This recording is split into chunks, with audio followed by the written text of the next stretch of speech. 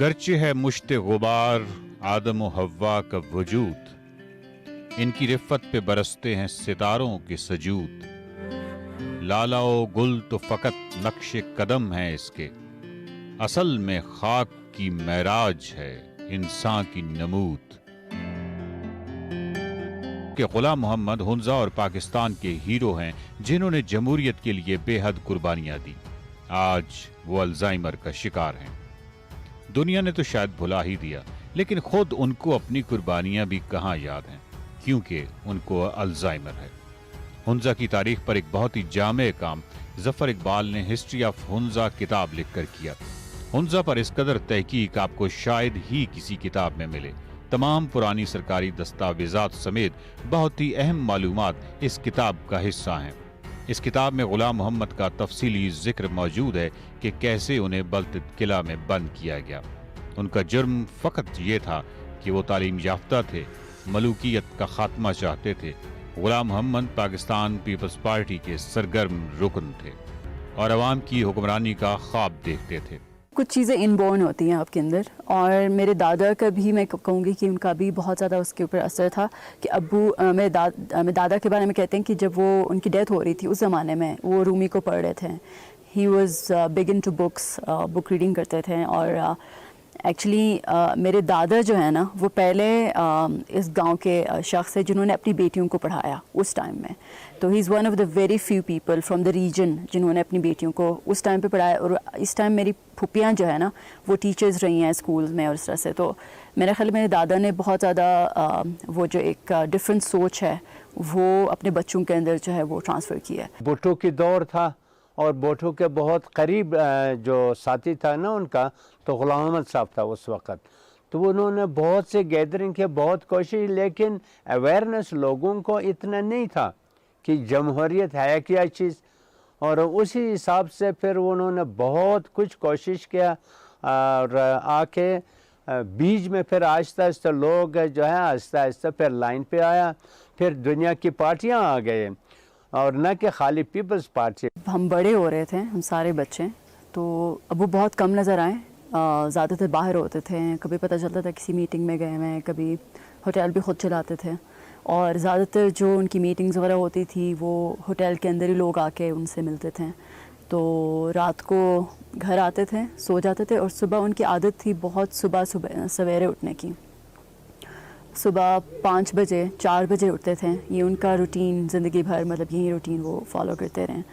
4-5 बजे उठना, जाके सारे क्योंकि खेत का भी काम देखना होता था, एक्टिविज़म भी करनी होती थी, होटल भी चलाना था। तो फिर सुबह सुबह जाके सारे खेत वाला काम जो है वो निपटाते थे। उसके बाद होटल में आके गेस्ट के लिए नाश्ता बनाना, उनका अटेंड करना। उसके बाद घर आते थे। घर आके हमेशा हमारे लिए अब्बू नाश्ता बनाते रहे। 1971 में रियासत हुंजा ने गुलाम मोहम्मद को बगावत के मुकदमे में गिरफ्तार किया। एक दिन उनको जेल निकालकर दरबार में पेश किया गया। मीरा हुंजा की बॉडीगार्ड ने उन्हें हौसला दिया कि अवाम मुश्ताइल होंगे, तुम्हें गालियां निकालेंगे, लेकिन तुमने अपने हवास पर काबू रखना है। जब दरबार में पेश किया गया तो उनके हाथ बंधे हुए थे, जिस पर गुलाम मोहम्मद ने ऊंची आवाज में मीरा हुंजा को कहा कि क्या ये है तुम्हारा इंसाफ? मैं निहत्ता हूँ और मेरे हाथ बंधे हुए हैं। मीरा हुंजा ने गुलाम मोहम्मद के हाथ खुलवा दिए। मीरा हुंजा ने पूछा कि क्या तुम मुझे मीरा हुंजा तस्लीम करते हो या नहीं? गुलाम मोहम्मद ने इनकार में जवाब दिया और दोबारा जेल में डाल दिया गया। जब बंद किया तो वो एक कमरा है, शायद वो अंग्रेज़ वालों ने देखा है, तो सोने के लिए एक साइड पे है, तो एक खिड़की है, वो बिल्कुल नीचे जो आतित का वो है, वो एक किस्म का जहन्नम है। तो जब मुझे कराची में पता चला किस तरह, तो सुना था कि जब पहले ज़माने में वहाँ जब जिसको भी बंद करते थे, या तो वो पागल हुआ करते थे या कोई और मसला उनके साथ पेश आते थे। अब वो बहुत ज़्यादा कम बोलते रहे इस अपने एक्सपीरियंसेस, स्पेशली हमारे साथ, अपने बच्चों के साथ कभी भी उन्होंने घर में अपने एक्सपीरियंसेस के बारे में बात नहीं की कि वो कितने डिफ़िकल्ट टाइम से गुजरे हैं और किस तरह का टाइम उन्होंने देखा। उनके स्ट्रगल के बारे में कभी भी बात नहीं की। शायद उनको यही लगता था कि वो अपनी तारीफ़ कर रहे होंगे अगर वो कुछ इस तरह से बात करेंगे। तो ही वॉज़ वेरी क्वाइट और वेरी, मतलब अपने आप में रखना कोई चीज़। कभी कोई घर में मेहमान आते थे, उनके दोस्त आते थे, तो ان کے آپس میں بات چیت ہوتی تھی، تو وہاں سے ہمیں پتہ چلتا تھا کہ اچھا یہ ہو رہا ہے، اس طرح سے کس طرح کا مشکل ٹائم گزارا ہے۔ جیل کے شب و روز کی تفصیل ظفر اقبال نے اپنی کتاب ہسٹری آف ہنزا میں لکھی ہے، جو دل دہلا دینے والی ہے۔ بلتت قلعہ میں 7 ماہ انہوں نے شدید اندھیرے میں گزارے۔ قید خانہ کے حوالے سے جنات کے قصے عام تھے اور رات کو عجیب و غریب آوازیں بھی آتی تھیں، لیکن غلام محمد نے باڈی گارڈز کے ساتھ اچھے مراسم قائم کیے اور انہیں ایک ماچس کی ڈبیا فراہم کر دی گئی۔ یہ ماچس کی ڈبیا ان کے لیے ایک بہت بڑی ڈھارس تھی۔ غلام محمد کو الزائمر ہے، لیکن وہ دربار پیشی کے دن آج بھی نہیں بھولے۔ کبھی کبھی اپنے خاندان کو وہ دربار تصور کر لیتے ہیں اور انہیں ایسا لگتا ہے کہ ان کے ہاتھ بندھے ہوئے ہیں اور انہیں دربار میں پیش کیا جا رہا ہے۔ ان کی بیٹی مہناز نے اس حوالے سے بتایا، ابھی میرے ابو کو جو ہے ان کو الزائمرز ہے، ایڈوانس سٹیج پہ ہیں، تو ہم ان کو اسلام آباد لے کے گئے تھے۔ ہم نے سوچا کہ چلو وہاں پہ شاید ہمارے ساتھ رہیں گے، ہمارے لیے بھی ایزی ہوگا۔ تو وہاں جب گئے تو الزائمرز کے مریض کے لیے میرے خیال ہے نئے انوائرمنٹ میں ان کو لے کے جانا جو ہے وہ کوئی اتنا اچھا ان کی صحت کے لیے نہیں ہوتا۔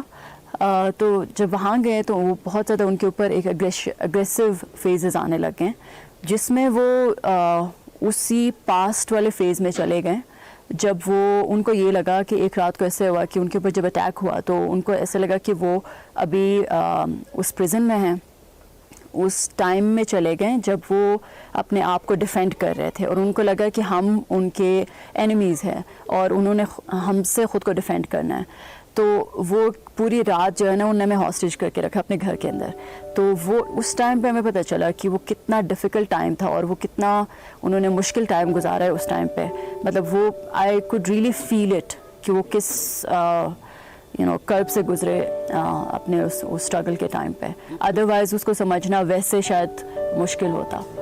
غلام محمد بعد میں گلگت میں بھی قید رہے، لیکن اپنے موقف سے ذرا پیچھے نہیں ہٹے۔ ذوالفقار علی بھٹو 25 ستمبر 1974 کو گلگت گئے۔ ایئرپورٹ پر غلام محمد اور ان کے ساتھیوں نے ان کا استقبال کیا۔ ڈنر پر ذوالفقار علی بھٹو نے اعلان کیا کہ اسلام آباد جا کر ہنزا کے بارے میں وہ ایک اہم فیصلہ کریں گے، لیکن غلام محمد رحمان اللہ بیگ نے اصرار کیا کہ آپ فیصلے کے حوالے سے اعلان یہیں پر کریں، جس پر ذوالفقار علی بھٹو نے ریاست ہنزا کے ختم ہونے کا اعلان کیا۔ غلام محمد آج بھی جذباتی حوالے سے 70 کی دہائی میں رہتے ہیں۔ ان کو نہیں معلوم کہ بی بی بے نظیر بھٹو شہید ہو چکی ہیں۔ جب وہ اسپتال جانے سے انکار کرتے ہیں تو ان کو بتایا جاتا ہے کہ اسپتال میں بی بی بے نظیر بھٹو آئی ہوئی ہیں، تو وہ چل پڑتے ہیں۔ ہم نے موٹیویٹ کیا غلام محمد صاحب کو کہ آپ ہمارے ساتھ چلے ہنزا، ہم آپ کے چیک اپ کرنا چاہ رہے، تو بالکل منع کیا۔ تو بعد میں اتفاقاً ہمارے ایک اور رشتہ دار آئے، پھر انہوں نے کہا کہ آپ شاید ان سے اتنا واقف نہیں ہو جتنا میں ہوں، میرے پاس ایک ایسا ٹیکنیک ہے کہ میں آپ کو غلام محمد صاحب کو لے کے ہنزا آ سکتا ہوں آپ لوگوں کے ساتھ۔ ہم نے کہا یار 100 بسم اللہ آپ ہیلپ کریں۔